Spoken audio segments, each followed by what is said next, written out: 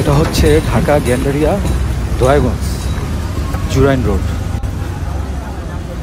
এই রোডটি প্রায় 4 বছর হবে কাজ চলতেছে।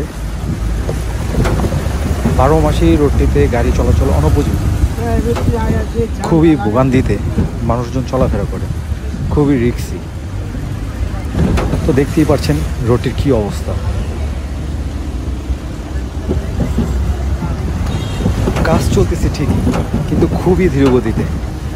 আশেপাশের লোকজনগুলোর চলাফেরা বেশ সমস্যা।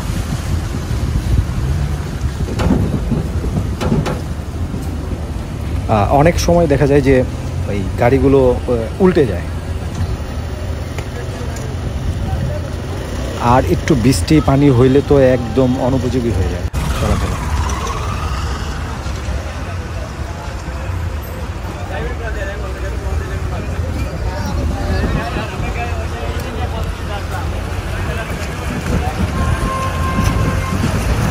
একটা রোডের কাজ 4 বছর করার পর এমন অবস্থায় কীভাবে থাকে,